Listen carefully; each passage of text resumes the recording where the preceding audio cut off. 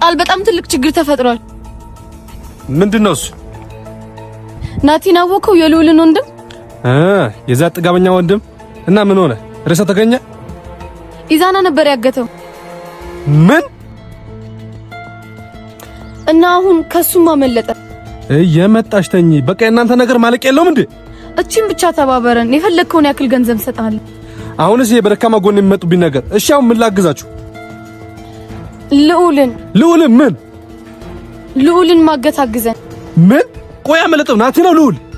እሱማ ናቲ ነው። እና ለምንድን ነው ልዑልን ማገት የፈለጋችሁት? ምክንያቱም የናቲ ደካማ ጎን ልዑል ስለሆነ። በጣም ጥሩ። ስለዚህ እሱን ካገትን ናቲኛን ምንም አያደርገንም ማለት ነው። ምን ነው ግን ይሄን ናቲ በጣም ፈራችሁት? ስላልገጠመህ ነው። ቢጋጥመኝ ማች ነበር። ሃይ ኢንስፔክተር፣ ናቲ እንዲህ በቀላሉ ከሚሞት ውስጥ አይደለም። እሱ ስንጋጠም እናየዋለን። ባትገጣጠሙ ግን ላንተ ጥሩ ነው። ምን? ሃይ ወዲ ነው። እሺ እንዴት ነው የምናግተው? ያስባችሁት እቅድ አለ? አዎ አለ። እንዴት ነህ ልዑል? አለው። ደህና ነሽ እድል? ላልከኝ ነገር አሁን መገናኘት እንችላለን? ይቻላል። የት ነሽ? ምን አለ? መጣው አለ። በጣም አሪፍ። ናቲ ወንድሜ። ናቲና ልዑል በመጨረሻ ተገናኙ። እንግዲህ ኢንስፔክተር ቃላብ እድልንና ኢዛናን ተከትሎ ቦታው ድረስ በመሄድ ልዑልን ለማገት ነበረ አላማቸው። ነገር ግን ልዑልን ማገት አልቻሉም። ናቲ ከየት መጣ ሳይባል አጠገባቸው ዱብ ነው ያለው ማለት ነው።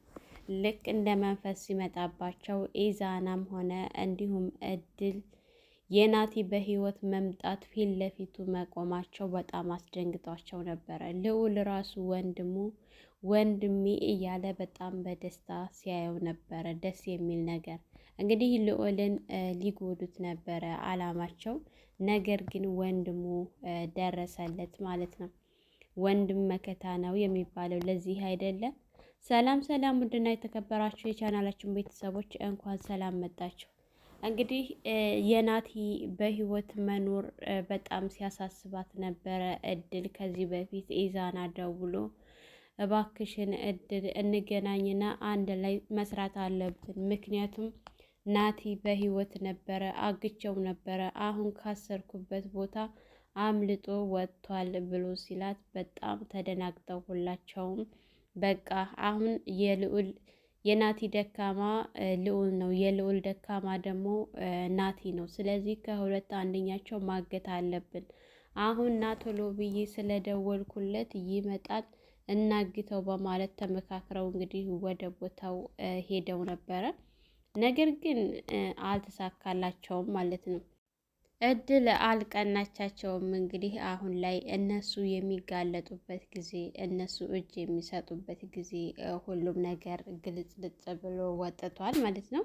እንግዲህ ዜማዬና አቤኒ ደውሎላቸው አቤኒ ይሄ አቤል እየደወለ ስለነበረ እሱን እየጠበቁ ነበር። ነገር ግን ኢንስፔክተር ቃላብ በጭራሽ እንዲገናኙ አልፈለገም ማለት ነው። በጣም እያታለላቸው ነው የሚገኘው። አንድ ጊዜ እድል ጋር ይደውላል። እነዚህ ማጋ ሆኖ እየወጣ የማገኘው ሰው አለ፣ አስቸኳይ ስልክ አለ ምናምን እያለ እየወጣ ስለሚደውል ይሄ ነገር ምንም ሰላም አልሰጠውም አቢኒ ማለት ነው። ግን ዜማ እርግጠኛ ነሽ ታምኘዋለሽ? ምን ያክል ነው የምታምኙ? ምን ያክል ነው የምታውቂው? ሲላት እንዴ ነግሬህ የለም እንዴ እየረዳኝ እኮ ያለው እሱ ነው ብዬ ነግሬሃለሁኝ ስትለው ነበር። እሱም እንግዲህ ዜማ ላለመቃወም ብሎ አሁን ሰዓት ላይ ምንም እያለ አይደለም፣ ግን ውስጡ ሰላም እየነሳው ነው ያለው ማለት ነው። ከዚህ በፊትም ደግሞ ልዑልም ሰላም እየነሳው እንደነበረ ታውቃለች ዜማ። አሁን ደግሞ አቢኒም እንደዚህ ሲሆን የሆነ ነገር መጠርጠር መቻል አለባት ዜማ። እስካሁን ድረስ እንግዲህ አልጠረጠረችም። ነገር ግን ደስ የሚለው ነገር ልዑል መጀመሪያውኑ አላማው የዚህ ሰውዬ አላማ ምን እንደሆነ አልገባውም ነበረ። አሁን ደግሞ ልክ ሊያፍነው ሲል እንግዲህ ናቲ ሁሉንም ነገር አይቷል። ምንም እንኳን ልዑል በጀርባው መጥቶ ሊያፍነው እንደነበረ ባያውቅም ናቲ ግን ሊያፍነው እንደነበረ ሁሉንም ስለሚያውቅ በወንድሙ የመጣን ነገር ደግሞ ናቲ በጭራሽ መቋቋም አይችልም። እንዲሁም ልዑል ማለት ነው። ብቻ ዜማ በህይወት መኖሯን ይወቁ እንጂ ካሁን በኋላ ማንኛቸውንም ሰላም የሚባል አይሰጧቸውም። ኢዛና ደግሞ መጀመሪያውኑ ቃላብን ናቲን ምን ነው ይሄን ያክል ፈራችሁት ብሎ መፍራት ብቻ ሲለው ነበረ። ባገኘው ሲል ባታገኘው ይሻልሃል እያለው ነበረ። ተጉዴ ለህም ስለማታውቀው ነው ባታገኘው ይሻልሃል አለማግኘትህ ነው እንጂ ቢያገኝ ሲል እሱ ግን እኔ ባገኘውማ እንዴት እንደማደርገው እኔ ያውቃለሁ ሲል ነበር። እንግዲህ ቃላብ አሁን ሰዓት ላይ ልዑልን መበቀል በጣም ፈልጎ ነበረ። ምክንያቱም ልዑል ደውሎ ስለሱ አንዳንድ ነገሮችን ደርሶበታል ማለት ነው። ከዚህ በፊት ወንጀሎችን የሰራቸው ወንጀሎች በዝርዝር ሲነግረው ስለነበረ ይህን ነገር ደግሞ ዜማ እንዳታውቅበት ይፈልጋል እና ልዑልን ገለል ለማድረግ ነበረ አላማው። ነገር ግን አልተሳካለትም ማለት ነው። ያው እሱ እዚህ ተንኮል ላይ ከእድል ጋርና ከኢዛና ጋር ተገኘ ማለት ምን እንደሚፈጠርበት ሁላችንም የምናውቀው ይሆናል። እንግዲህ እንኳን ልዑልና ናቲ ተገናኝተው ይቅርና ብቻ ለብቻ ራሱ እነሱ ከተገኙ በጣም ከባድ ነው ማለት ነው። ብቻ ደስ የሚል ነገር ነው አሁን ላይ እየተፈጠረ ያለው እየተሰራ ያለው። ምክንያቱም እነሱን ማንም ከመንገዳቸው ማስቆም ማንም አይችልም ማለት ነው።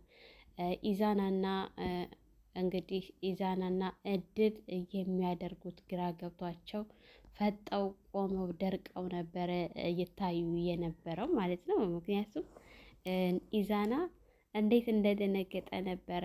አፉን ራሱ ተተባትቦ አፉ ተያይዞ ናቲ ሲል ያንን በማየት ነው እንግዲህ ልዑልም ሊዞርና ሊያየው የቻለው ማለት ነው።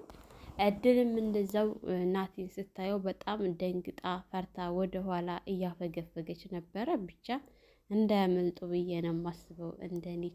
በተለይ ደግሞ እድል በጭራሽ ማምለጥ የለባትም።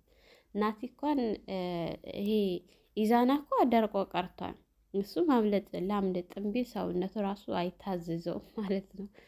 ምክንያቱም ሁለታቸው እንዴት ከተገናኙ እንዴት አይነት ኃይል እንዳላቸው ያውቃል። ይቺ ሾካካ እድል ግን በጭራሽ ማምለጥ የለባትም። ኢንስፔክተሩም ልዑልን ማሸነፍ አይችልም። ከዚህ በፊት ራሱ ለስሙ እንጂ ክብር ለስሙ ብሎ ለስሙ ኢንስፔክተር የሚለውን ስም ስለያዝክ እንጂ ያከበርኩ ኢንስፔክተር የሚል ስም ባይኖርህ ራሱ ምን እንደማደርግህ እኔ ያውቅ ነበረ። ግን ኢንስፔክተር ለሚለው ስም ክብር አለኝ በማለት ነበረ ጥሎት ሄደው። ግን ከዚህ በኋላ በመንገዱ ቢገባ መንገዴ ላይ ባገኝህ እኔን አያርገኝ ብሎ ዝቶበት ነበረ። እንግዲህ አሁን ሰዓት ላይ አቤል የእህቱን መሞት አምኖ መቀበል በጣም አቅቶታል ማለት ነው። ይህንን የእህቱን የኑሃን መሞት ደግሞ ለኢንስፔክተር ቃላብ ስትነግረው እሱ ራሱ እንዴት እያለ በጣም ግራ ተጋብቷል። ምክንያቱም የነሱ ችግር የእናንተ ችግር አንዱ ቀዳዳ ሲደፈን አንዱ ቀዳዳ ሲደፈን አንዱ ቆይ እናንተ በደካማ ጎን እየመጣችሁ እስከ መቼ ድረስ ነው ሲላቸው ይችን ያሁኗን ብቻ እንትን በል እንጂ ከዚህ በኋላ አናስቸግርህም ብለውታል ማለት ነው።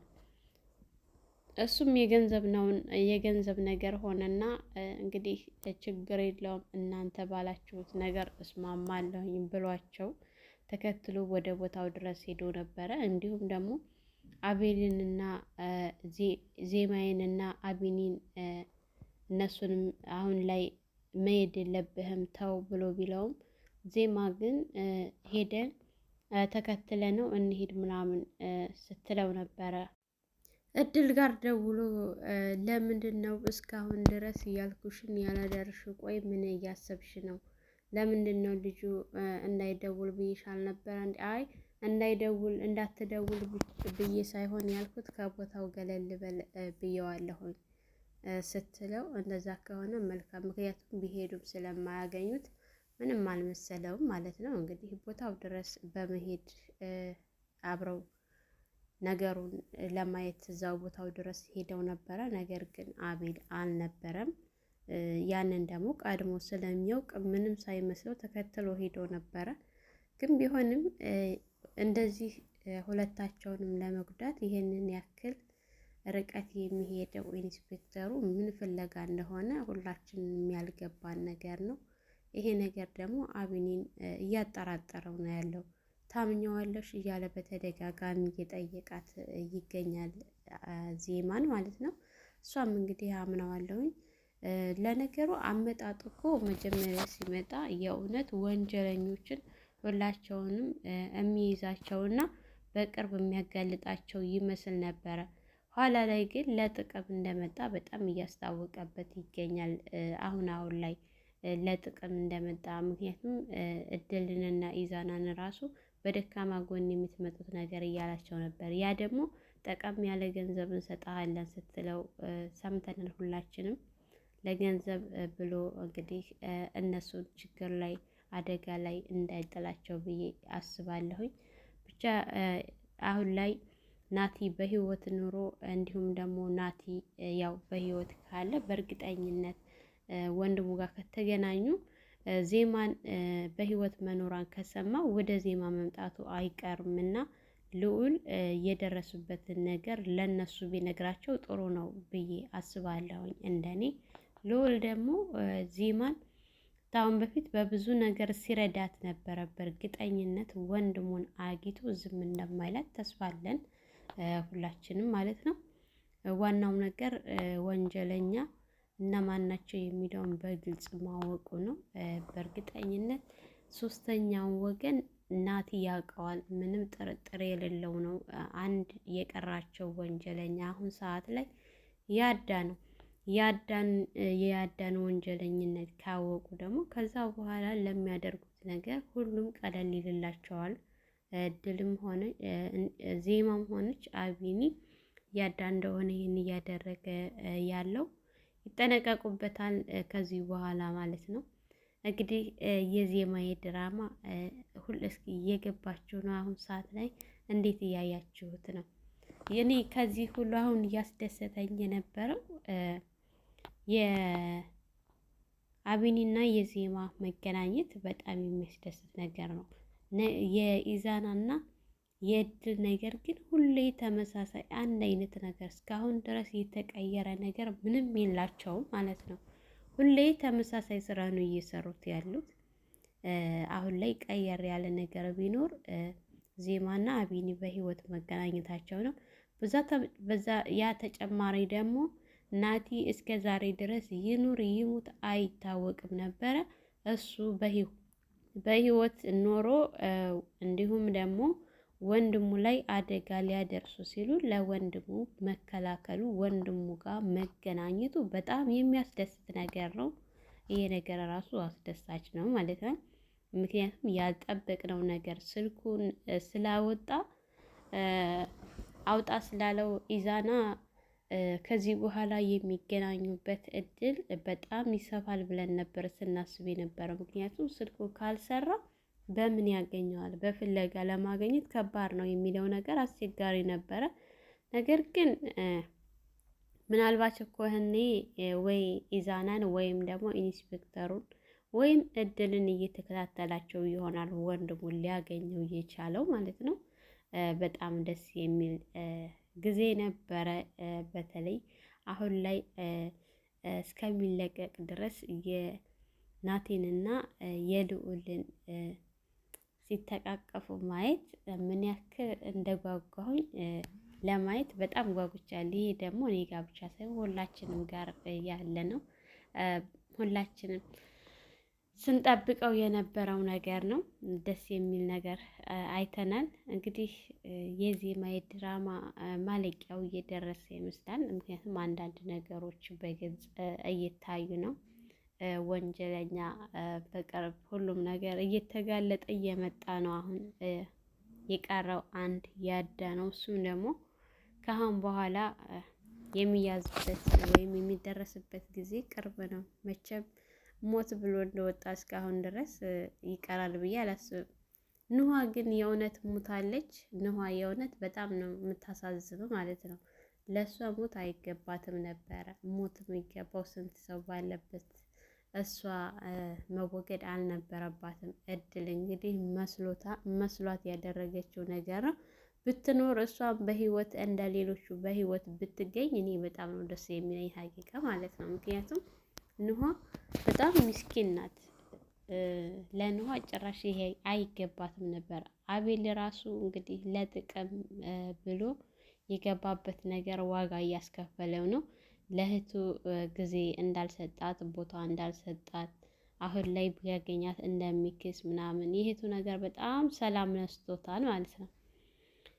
አሁን ደግሞ ከቃላብ ውጭ ማንኛቸውም እስካሁን ድረስ ዜማ እነዚህ አልሰሙም። ቃላብ ብቻ ነው። ቃላብና ኢዛና ሁለታቸው ናቸው ይሄንን እድል፣ ሶስታቸው ናቸው የሚያውቁት የንኋን ነገር።